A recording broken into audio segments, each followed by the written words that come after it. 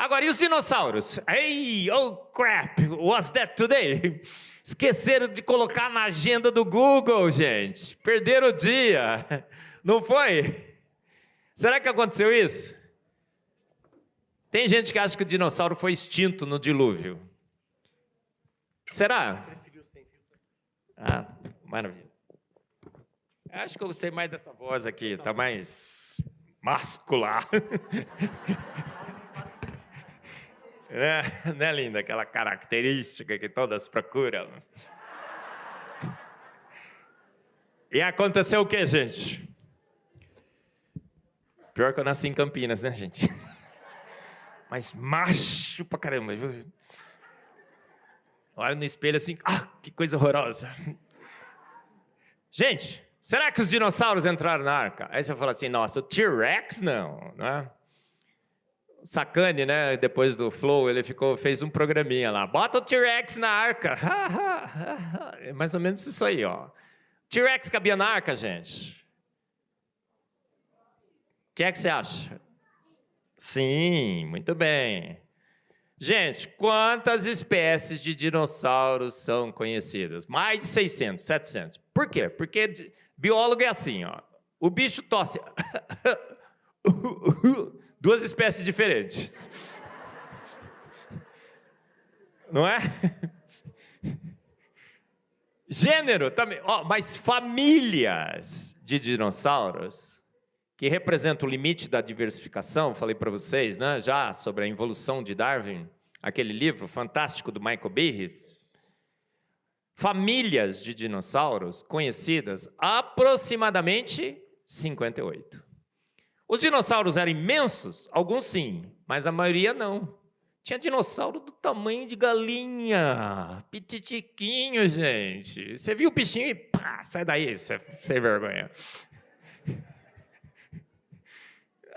Desculpa de destruir a sua adoração hollywoodiana por dinossauros, viu? Mas tinha umas pestinhas, gente, umas praguinhas. Pititico, olha lá, tá vendo?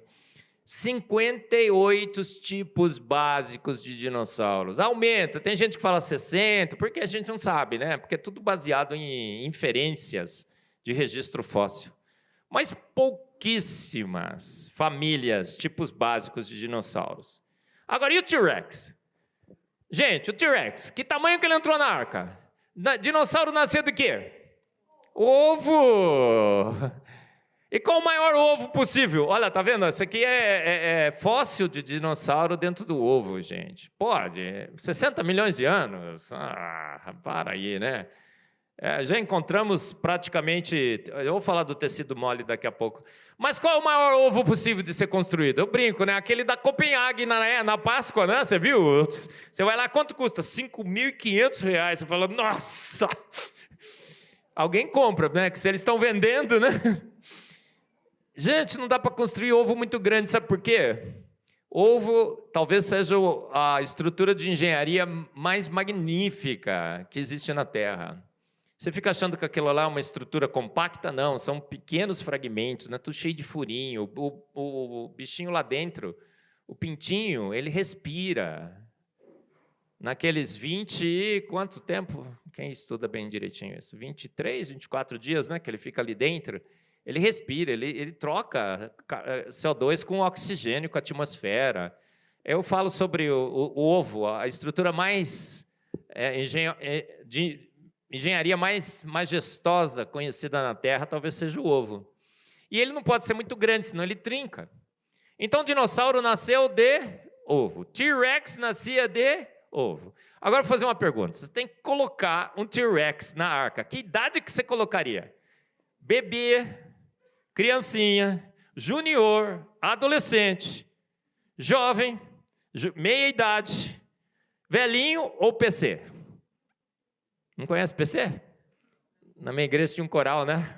Eu sempre conto essa história, muito legal, que a gente pôs o nome de Coral PC. Aí ficou todo mundo, Coral PC, e pegou, começaram a chamar de Coral PC, a gente tudo ali, né? Morrendo de medo no dia que descobrissem. Descobriram! Queriam pegar a gente. Por quê? Coral PC, o que é? Pé na cova!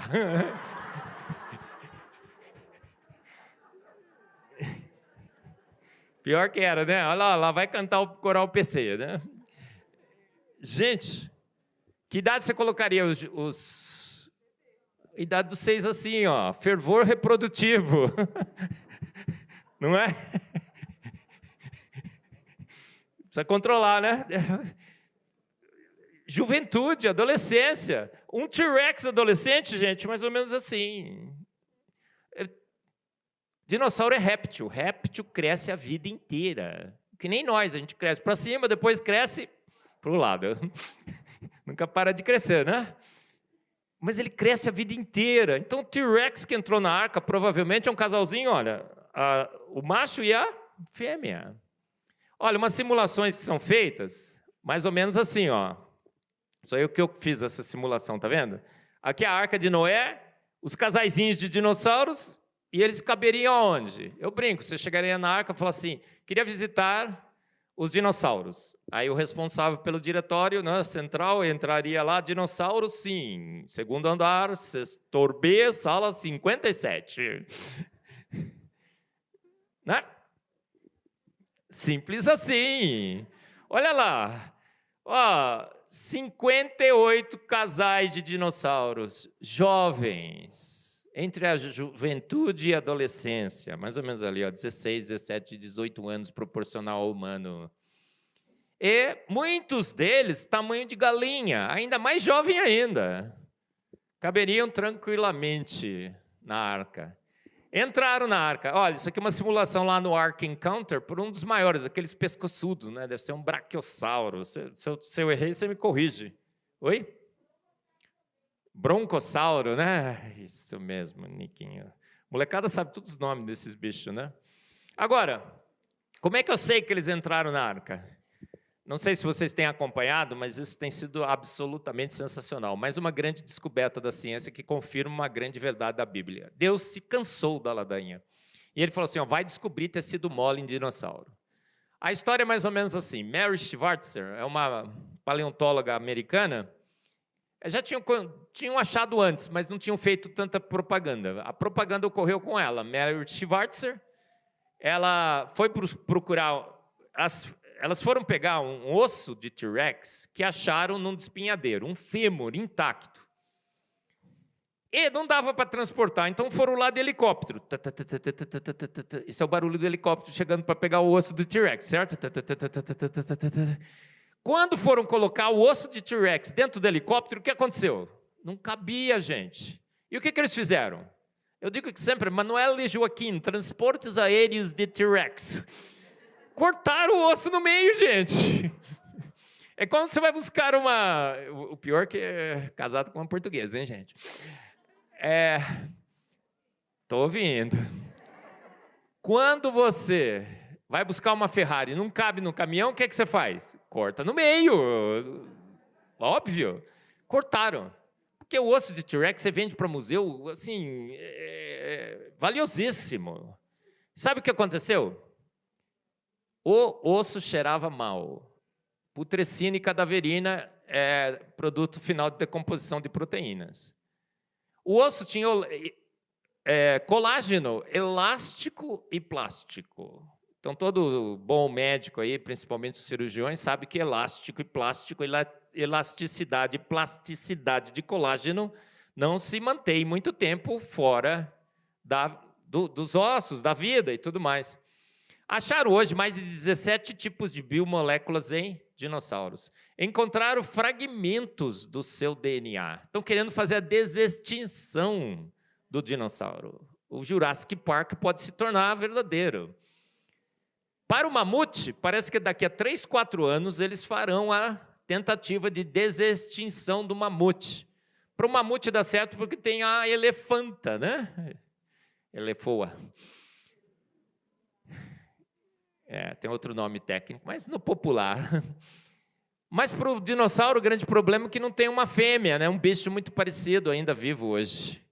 Mas encontraram fragmentos de DNA.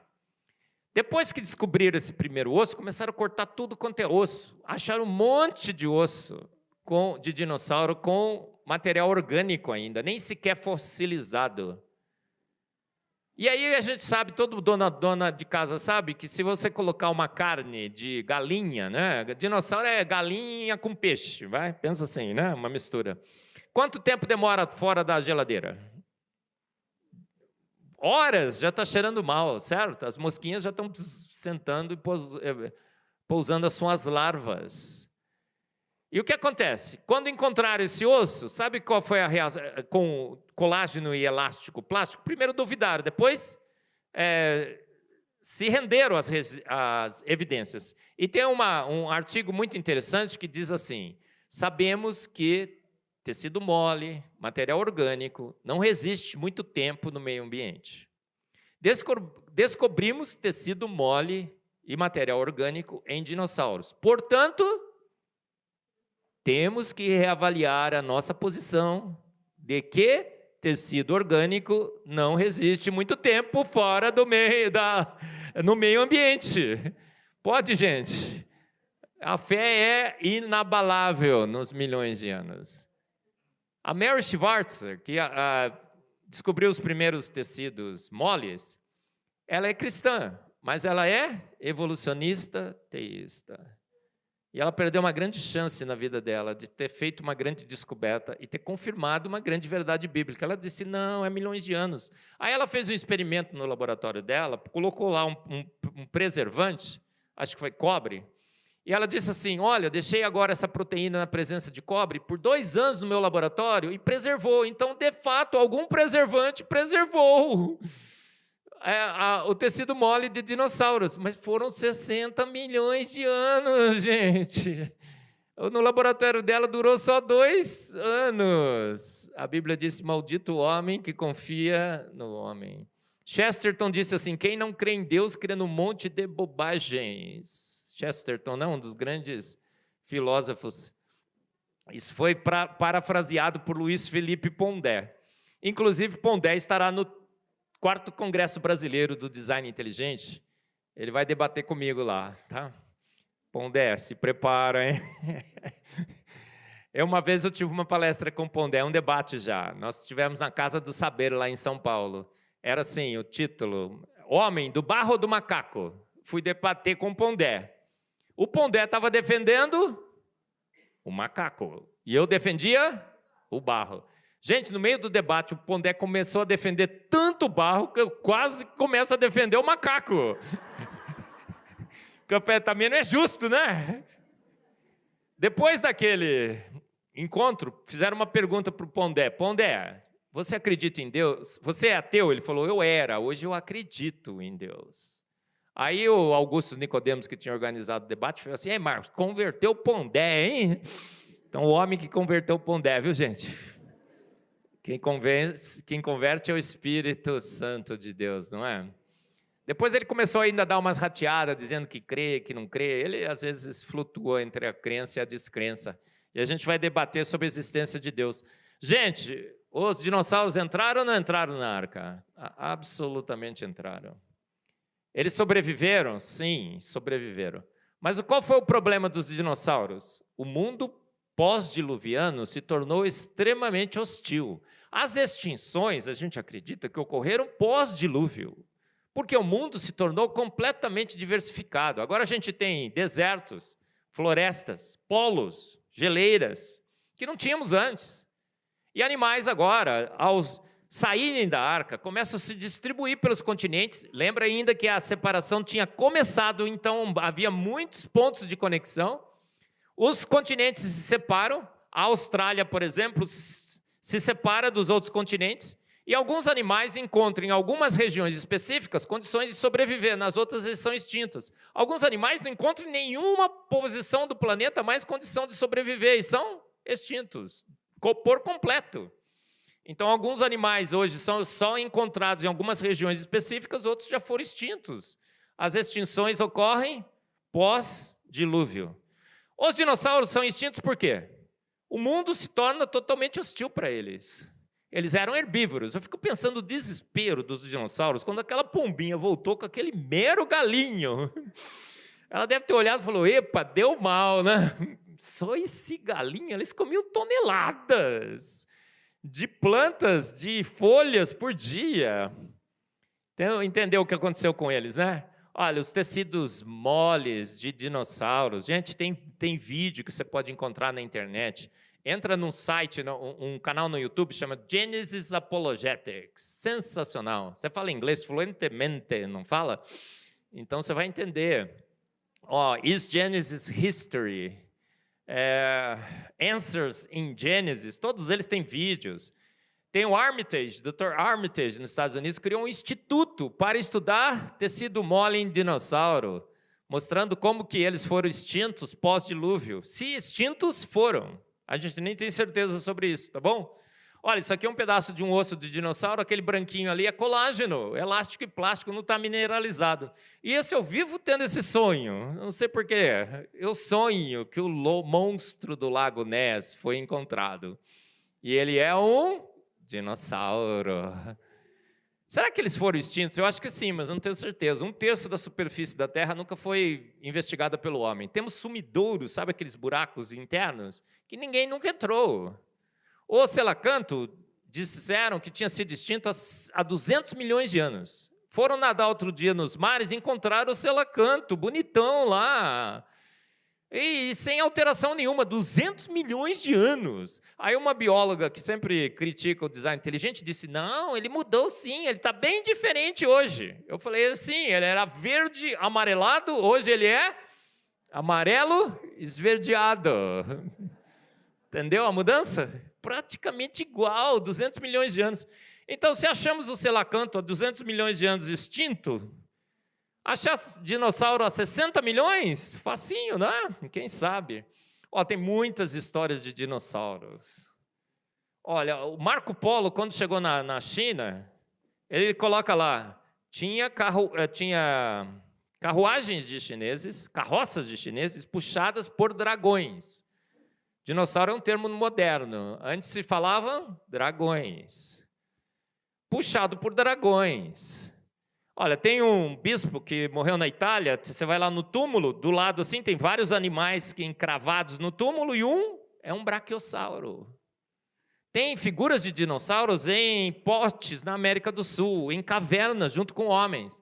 A Bíblia fala de dinossauros? Claro que sim. Jó 40:15, Deus fala, Jó, contempla um dinossauro. Provavelmente o bimote é um braquiossauro. Depois ele fala em Jó 41 sobre o Leviatã, que cuspia fogo. Mas Deus, um bicho que cuspe fogo, isso deve ser mitologia, né, professor? Gente, para Deus fazer um bicho cuspir fogo é facinho. Vaca rota o quê, gente? Metano. O besouro bombardeiro, ele cospe uma mistura de hidroquinona com água oxigenada, praticamente. É um aerosol absolutamente corrosivo. Então, olha, a vaca produz metano para um bicho produzir metano e Deus colocar lá um sistema para que isso pegue fogo é facinho. Os dragões, tem várias e várias mitos de dragão, mito entre aspas, né, de dragão, em vários povos isolados culturalmente. E todas as descrições são do mesmo bicho, muito parecido. O que eles eram? Provavelmente dinossauros que cuspiam fogo. O que aconteceu com o dinossauro antes? Vida de boa. O planeta recheado de vegetação. E eles eram herbívoros. T-Rex é herbívoro, gente. Você já viu o T-Rex? Gordão, né? Bracinho curtinho. Aqueles dentes assim. Aí você vai falar assim, nossa, professor, dente afiado e serrilhado. Gente, os mesmos dentes afiados e serrilhados de dinossauros nós encontramos hoje em morcegos, por exemplo, que são comedores de frutas. Em muitos primatas, babuínos, por exemplo, tem o mesmo tipo de dentição. Se o urso panda morrer, foi extinto e fossilizado, vão encontrar o urso panda, vão dizer que ele é o quê? Carnívoro. E o urso panda come o quê, gente? Bambu. Então, qual é a única evidência que eles têm que o T-Rex é carnívoro? Foi carnívoro? Jurassic Park. Hollywood. Agora, eu tenho uma evidência. A Bíblia diz que todos os animais antes do dilúvio eram herbívoros. Eles se tornaram carnívoros depois. Por quê? O dinossauro sai da arca, não tem árvore para comer. O que ele come? O primeiro que aparecer na frente. Eu digo, todo bom vegetariano, quando acabar o alface, vai fazer o quê? Comer picanha. Não é? Bom, acho que vai morrer de fome hoje em dia. É? Não? Ó, aquele acidente que tivemos lá nas Cordilheiras, o filme está passando agora, é sensacional, né? O time de rugby lá do Uruguai, que caiu com o avião lá. O que eles comeram? Gente, né? Não teve jeito? Não teve. Então foi isso que aconteceu com os dinossauros. Eles se tornaram herbívoros, sim. O T-Rex foi herbívoro, se tornaram carnívoros, sim, pós-diluviano. Aí sim, muitos animais. Leão. Tem uma história de um leão muito legal que foi criado só com vegetais. E ele viveu a vida inteira, no final, depois, na fase adulta, davam carne para ele. Por quê? Quando você... Vegetariano tem nojo de carne, não é? Você já viu? Tem um amigo meu que outro dia foi comer uma coisinha. O que tem aqui? Ai, não sei o que, e carne. Ele... É o leão. Então, nós temos aí, né, evidências de que realmente eles estavam na arca. Olha, mas, professor, eu não acredito, é plástico. Gente, tem cemitérios de dinossauros pelo mundo. Na América do Norte, na América do Sul, na Argentina, aqui no Nordeste brasileiro, na China. Nos Estados Unidos tem a península dos dinossauros, vários e vários cemitérios com milhares e milhares de ossos. Esse aqui é um dos cemitérios de dinossauros na China. Mas o mais espetacular, você está vendo aí, o que acontece? Se isso realmente fosse um processo lento, gradual e sucessivo, uma fossilização ao longo de milhões e milhões de anos, o bicho morreria aqui, todos os seus ossos estariam agrupados, certo? Mas isso daqui é agrupamento de muitos dinossauros fossilizados? Não, isso aqui é uma canja de galinha, gente. É tudo osso misturado. E milhares e milhares e milhares de ossos. O que isso significa? Eles foram mortos em lama, misturados e sedimentados em lama. Os ossos mais pesados estão embaixo, os ossos mais leves em cima. Uma grande evidência de que eles foram soterrados no dilúvio. Você vai em alguns lugares, por exemplo, nesses cemitérios, lá nos Estados Unidos tem o Hell Creek, em Arkansas, eu acho. Você chega lá, você começa a cavar, você acha o osso. Tem um vídeo que o cara foi lá, achou o osso, cortou, foi para o laboratório e mostrou o tecido mole dentro do osso. Nem fossilizados sequer esses ossos estão. Você pode fazer isso, chegar lá, você está escavando. O que aconteceu com toda a parte orgânica durante o dilúvio? Quando as águas retrocederam, elas foram empossadas em algumas posições específicas. Por exemplo, no Golfo do México. Você vai no Golfo do México, tem petróleo que não acaba mais lá. Muito e muito petróleo. Petróleo, professor, 60 milhões de anos, né? Não. Hoje a gente sabe, tem companhias nos Estados Unidos que pegam material orgânico na presença de água sob pressão e temperatura e formam petróleo em poucas horas. Então, é uma grande explicação porque que tem tanto petróleo no Golfo do México e tanto sedimento, porque as águas da América do Norte, quando retrocederam, foram por tudo aquela poça ali. Esse aqui é sensacional. Tem um lugar nos Estados Unidos, nesses cemitérios de dinossauros, que tem aproximadamente 10 mil maiassauros ali, tudo misturado e fossilizado. Mas só tem maiassauro adulto, não tem jovem, não tem criança. O que aconteceu? Não tinha jovem, criança? Foi uma reunião retira o PC? Não é só o pessoal da quinta idade? Gente, animal quando começa a fugir do perigo, deixa os seus filhos para trás. Animal faz isso, né? Humano, às vezes, mas nem sempre. Incrível, não é? A arca flutuaria? Olha, ela não só flutuaria, mas ele é o melhor barco possível para flutuar. E ela não só flutuaria, mas foram fazer umas simulações, perceberam assim, será que a arca era estável, confortável e resistente? Será que ela tinha um máximo de resistência, conforto e estabilidade? Não. A arca tem o melhor compromisso entre essas três características. Olha, num triângulo de conforto, estabilidade e resistência, a arca está exatamente no meio. Isso é obra de engenheiro. Todo engenheiro sabe, quando vai criar um sistema multifuncional, ele não pode otimizar uma única função. Ele tem que ter o melhor compromisso entre as três. O seu carro não tem o máximo de conforto. O seu carro não tem o máximo de resistência. Ele não tem o máximo de economia. Ele tem o melhor compromisso entre essas três características. Se fosse só para ter economia de combustível, o carro não tinha vidro, não tinha lateral, só tinha um banco lá para o motorista dirigir. A menor resistência possível. Mas e aí, na hora que você fosse levar a sogra, né? Não tinha um banquinho de trás. Deus pensando na sogra... Não, desculpa aí. O engenheiro pensando na sogra colocou o banquinho de trás, não foi? O melhor compromisso, isso é obra de engenheiro, gente. Na Segunda Guerra Mundial, esses slides aqui eu tirei daquele Genesis Apologetics, boa parte deles, muito legais, muito bem feitos. Por isso tem alguns em inglês aí, tá? Na Segunda Guerra Mundial foram construir cargueiros, porque precisava transportar carga nos navios. Sabe qual a dimensão desses cargueiros? 500 por 50 por 30. 300 por 50 por 30. As dimensões da arca de Noé. Plágio, gente, de Deus. Deus deveria ter pedido royalties. O texto de Gênesis é um texto técnico, sóbrio, consistente, coerente? Ou será que é alegorias? Absolutamente não. Dá uma olhada em Gênesis 6,16. Faça-lhe um teto, com um vão de 45 centímetros. Ele deu até a distância do vão do 45 centímetros para colocar no teto.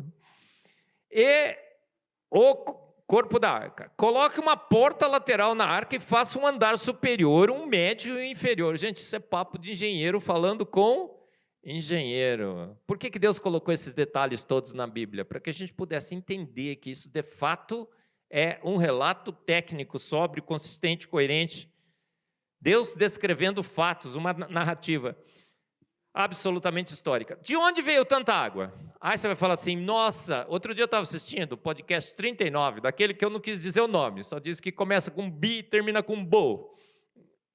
Já sabe qual é, né? É aquele mesmo. No podcast 39, ele estava dizendo assim, como pode ser que um dilúvio global aconteceu? Como é que cobriram os Alpes? Gente, maldito homem que confia no homem, que fala sobre o dilúvio sem sequer ter estudado um pouquinho sobre ele. Alpes são montes pré-diluvianos? Absolutamente não. A Pangeia era muito, muito, muito plana. Quando os continentes começam a se separar, nós temos agora o quê? A deriva continental, a movimentação das placas tectônicas. E essa deriva continental arrasta os continentes. E esse arraste dos continentes faz elevar as cordilheiras, os grandes montes. Então, os Alpes, o Himalaia, as cordilheiras, são estruturas na superfície da Terra pós-diluvianas. A gente acredita que a Pangeia, por não ter essa deriva continental, tinha uns montes, sim, mas muito, muito mais baixos do que os que nós temos hoje. Mas de onde veio tanta água? Você sabia que há evidências muito sólidas de que havia um mar de água sobre alta pressão e temperatura entre 410 e 660 quilômetros na Terra? Água sobre alta pressão e temperatura.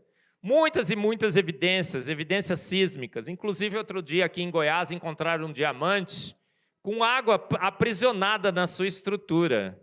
É uma situação em que apenas alta pressão e temperatura poderia gerar aprisionamento de água em diamantes. Então, tem muitas e muitas evidências de que, de fato, esse grande oceano existia. Água sobre alta pressão e temperatura. Olha aqui o cenário, então. Esse é o cenário pré-diluviano. Montes, sim, mas não muito profundos. Mares, sim, mas não muito profundos. Aliás, um único mar e um único continente, a Pangeia. Quando Deus desestabiliza esse continente, ele trinca. E essas rachaduras, elas vão até o interior do manto terrestre, chegando nesse oceanos de água sobre alta pressão e temperatura. A água sobre alta pressão e temperatura, então... Quer que eu repita o barulho, gente? Jorra. A Bíblia diz que Deus abriu as portas do grande abismo. E essa água agora sobe lá em cima. Quando chega lá em cima, qual é a temperatura? Garotada, qual é a temperatura lá em cima na atmosfera? Quando você está no avião, o piloto fala assim, a temperatura do ar externo é de menos 55 graus Celsius. Então, a água quente, quando chega lá em cima, condensa, grandes nuvens. E o pior, forma blocos de gelo. Então, a chuva do dilúvio foi chuva de granizo. Pensa na situação. E a pedrinha, pedrão. Gente, por que mamute está congelado em lago? Não tem como explicar, tem? Porque lago começa a congelar, Deus fez a água com aquelas propriedades magníficas, 74 propriedades físico-químicas únicas que só a água tem. A água é insípida, inodora e incolor, certo? Maravilhoso. Já pensou se a água tivesse gosto? Alguém ia tomar? Ai, não gostei do gosto da água. Nick seria um dos primeiros, né, linda? Não gostei do gosto da água. Não vou tomar água. Gente, Deus, para evitar esse problema, já fez a água insípida, inodora. Ah, não gostei da cor. Não tem cor, gente. Não tem cheiro, não tem sabor. 74 propriedades físico-químicas únicas que só a água tem. A água é um milagre. O gelo flutua sobre a água. E o gelo é um isolante térmico. Então, quando um lago começa a congelar, o que acontece? Uma camada de gelo se forma e isola o lago, ele vira uma garrafa térmica. Então, a temperatura pode cair para menos 50, menos 60, menos 70, o peixinho fica lá no inverno numa boa, não é assim? Então, não dá para congelar um lago, a não ser que você enche o lago de blocos de gelo. Por que os mamutes foram congelados em lagos? Porque choveu bloco de gelo e congelou o lago. Só você consegue explicar os mamutes congelados à luz do dilúvio. E encobriu os montes. Aí para onde foi a água do dilúvio? Para onde foi a água do dilúvio? Quem já foi na praia aqui? Nadou na água? Nadou na água do dilúvio, hein, irmão. Olha, quando os continentes começaram a se separar, entre os continentes se forma um V. E quanto mais os continentes se separam, esse V vai ficando cada vez mais largo e mais profundo. Ao ponto que as águas dos continentes agora começam a jorrar, retroceder para esse V, que hoje separam os continentes. As fossas submarinas hoje foram formadas, algumas a 11 mil metros de profundidade. E a água então começa, à medida que os continentes começam a se separar, a água começa a jorrar para esse V, e os continentes submergem. Legal, né? Tudo muito bem explicadinho, eu também acho. Gente, a atmosfera era diferente. Outro dia encontraram um âmbar, um pernilongo, que tinha sugado um sangue de dinossauro, pegaram o DNA, clonaram e os dinossauros agora estão vivos, certo? Você assistiu isso no Jurassic Park, tá? Não, sabe o que encontraram dentro do âmbar? Aquelas bolinhas ali, bolinhas. Sabe o que viram ali? Ar. Foram medir com espectrometria de massas, que é a área que eu trabalho, descobriram que aquelas bolinhas de ar tinham 50% mais oxigênio do que tem hoje. Gente, o ar da Terra tinha muito mais oxigênio. Sabe aquelas câmeras hiperbáricas que você entra lá, coloca mais oxigênio, aumenta a pressão? Aquilo lá cura tudo. Mal olhado, unha encravada, não é? Depressão, não é? Gente, tinha mais oxigênio. Você ia jogar bola, você não jogava 2, 3 horas só como eu jogo. Você jogava 5, 6. Entendeu? 3 horas que eu jogo. Você acreditou, né? Gente, a gente tinha mais disposição, tinha mais oxigênio na atmosfera. Não é? Respira aí, gente, faz assim, ó. Esse ar é sensacional, não é? Mas tinha mais oxigênio, talvez tinha mais CO2. Olha, estão dizendo que o planeta vai aquecer, né, irmãos? Que você vai morrer cozinhado aqui. Isso o que é? Narrativa. Estão querendo vender taxa de carbono para você. Deus já disse como a terra vai ser destruída por fogo. Em 2 Pedro 3,10, os elementos ardendo se desfarão. Outro dia, né, teve posso contar o pum da vaca, né? Um vídeo infame que corre por aí do tal do pum da vaca. Já viram aquele vídeo? Que coisa horrorosa, gente. Só falácias atrás de falácias. Primeiro que a vaca não solta pum. Vamos concordar? A vaca arrota metano. Agora, o que acontece com metano? Metano tem... Você já viu aqueles esqueminhas assim? O calor bate na terra, reflete no CO2, o CO2, pum, reflete para a terra de novo. Que CO2 esperto, funciona como espelho, e ele consegue focalizar para a terra. Gente, eu nunca entendi aquela porcaria, até que eu fiz uma entrevista com o professor Ricardo Felício, ele explicou, Marcos, aquilo lá não existe. CO2 absorve, pum, irradia para todos os lados. Olha só, e o metano? O metano aquece. Gente, a quantidade de metano é 0,0000, é um punzinho de nada. Ninguém sabe o que o metano faz. Outra coisa, a vaca come grama. Ela contribui positivamente para o balanço de carbono. Aquilo lá é uma tentativa de tirar a picanha, que o outro já conseguiu muito mais rápido.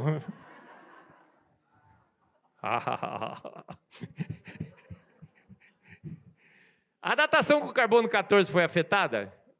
Por isso que as datações com carbono 14, algumas dão 10 mil, 20 mil, entendeu? Por quê? Porque a atmosfera da Terra foi totalmente abalada. E o ciclo do carbono foi alterado. Datação com carbono 14 depende da incidência de raios cósmicos na nossa atmosfera. Se a atmosfera era bem diferente, essa incidência era bem diferente. Os criacionistas, quando usam a datação com carbono 14, fazem uma reavaliação da datação depois do dilúvio e bate tudo com 6 mil anos. O registro fóssil se explica à luz do dilúvio? Claro que sim. É a única forma de você explicar na realidade. Você sabia que somente o dilúvio explica o registro fóssil? Como é que a gente reexplica essas camadas sedimentares? A inundação se deu por grandes tsunamis, que foram invadindo os continentes cada vez mais para o interior desses continentes. Então, os bichos foram fugindo. Por que tem aquele cemitério de dinossauro no centro da América do Norte? Porque eles foram fugindo e foram pegos. A última tsunami pegou eles lá. Por isso que nós temos grandes cemitérios ali. Baleias na Argentina, não é? E vários outros lugares que a gente tem em que eles foram fugindo dessas grandes tsunamis. Nós temos 75% dos continentes cobertos por rochas sedimentares e 95% dos fósseis são de animais marinhos. Quem foi primeiro depositado? Os animais marinhos. Então, toda aquela ordem que a gente vê no registro fóssil bate muito bem com a capacidade desses animais de escaparem dessas tsunamis. Agora, o homem não tem, muito difícil encontrar restos de humanos fossilizados. Primeiro, por quê? Porque Deus quis varrer da face da terra os homens pré-diluvianos. E por que também? Outro motivo. Os homens foram os que escaparam melhor. Foram os últimos a serem pegos. E os primeiros a serem lavados quando as águas retrocederam. E eles viraram o quê, então? Petróleo. Não foi? Gente, a gente encontra milhares e milhares de ossos fossilizados. Você chega lá, tem dinossauro junto com tartaruga. Você tem restos, você tem fósseis de animais pré-históricos com animais históricos. Animais que vivem até hoje. O que significa? Que essa história de que animais foram extintos há milhões e milhões de anos e que outros prevaleceram, não bate com os resultados desses fósseis. As camadas sedimentares são muito paralelas, lisinhas, uma sobre a outra, parece forma de bolo, né? Que alguém fez o bolo, né? Recheado. Isso acontece quando a sedimentação ocorre rapidamente. Se fosse um processo lento, a erosão seria vista entre as camadas. Várias e várias camadas que se propagam, por exemplo, nos Estados Unidos, quase em todo o continente, a mesma forma de bolo, vamos dizer assim, se propaga por vários e vários continentes. Tem camadas de rochas sedimentares que aparecem dobradas. Gente, dá para dobrar a rocha? Eu vou fazer um experimento agora, a gente vai lá fora, a gente vai dobrar a rocha. Quem gostaria de me acompanhar? Rocha não dobra, né? A não ser que seja rocha sedimentar fresca. Então, aquele grande depósito de sedimento se deposita sobre a Pangeia, os continentes começam a se separar, a deriva continental, o arraste dessas placas de rochas dobram a rocha ainda antes dela estar completamente fossilizada. Mais uma grande evidência a favor do dilúvio. Olha, por que essa deposição não poderia ser lenta? Porque nós temos os decompositores. Eles penetram no solo e decompõem qualquer coisa que você enterre. Tem gente que fica tentando esconder cadáveres, né? Assassinos, enterram, vai lá os depositores, eles encontram. Mas se foi um soterramento imediato, rápido, de várias e várias placas, aí sim a gente preserva o material orgânico. O dilúvio, Deus diz que colocou um sinal, o arco da aliança, o sinal da aliança, o meu arco que coloquei nas nuvens. Sabia que o arco-íris só se forma por causa das gotas de chuva antes da precipitação? O tamanho aproximado, um pouco menor de uma gota que precipita na chuva. Mais uma grande evidência a favor do relato bíblico. A Bíblia diz que começa a chover só depois do dilúvio e que Deus coloca o arco-íris como uma marca de que Ele não destruirá mais a terra com essa grande inundação. E a gente descobriu hoje que, de fato, o dilúvio só se forma com as gotas de chuva. Tem resto de animal marinho em cima dos Alpes. Pode? Se isso fosse um processo lento de um fundo de mar que se transformou numa grande montanha ao longo de milhões e milhões de anos, a erosão já deveria ter comido e varrido pelo menos 100 vezes, mas você vai lá e tem restos de animais marinhos em cima dos Alpes. Significa que um processo extremamente rápido elevou aquele fundo de mar e transformou numa montanha. E os restos ainda são encontrados lá em cima. Embaixo de montes nós temos todas as camadas de fósseis. Os animais, muito maiores. Lembra da libélula? Essa aqui era uma libélula que tinha aproximadamente 1 metro antes do dilúvio. Por que vivemos menos depois do dilúvio? É a última evidência que eu vou falar hoje à noite. Eu já comentei pela manhã. O que aconteceu com Noé e sua família? Um gargalo genético. Até Noé, nós tínhamos os patriarcas que viviam quanto tempo? A Bíblia diz que eles viviam aproximadamente 900 anos. Então, muitos patriarcas quase que entraram na arca. Gente, Adão quase que entrou na arca. Tem uma piada, né? Quantos filhos de Adão entraram na arca? Você responde 3, né? Não é, né? Gente, Adão quase entrou na arca. Então, até Noé, o que acontecia? Muitos já habitavam a terra, sim, milhões, alguns cálculos indicam. Mas muitos patriarcas chegaram até a arca experimentando o quê? Geração nenhuma, ainda eles tinham pureza genética. Alguns filhos desses patriarcas tinham experimentado apenas uma geração de acúmulo de mutações deletérias. Então Noé e sua família, quando entram na arca, e ainda estão vivendo esse período de longevidade de 900 anos. Mas poucas mutações, mas essas mutações deletérias já estavam se acumulando nos seus filhos. Quando Noé e sua família recebem a responsabilidade de reproduzir ou de preservar a raça humana, os primos começam a casar com primos. E essa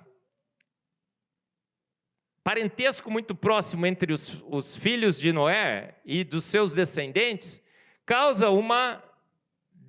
um decaimento exponencial da longevidade nesse gargalo genético.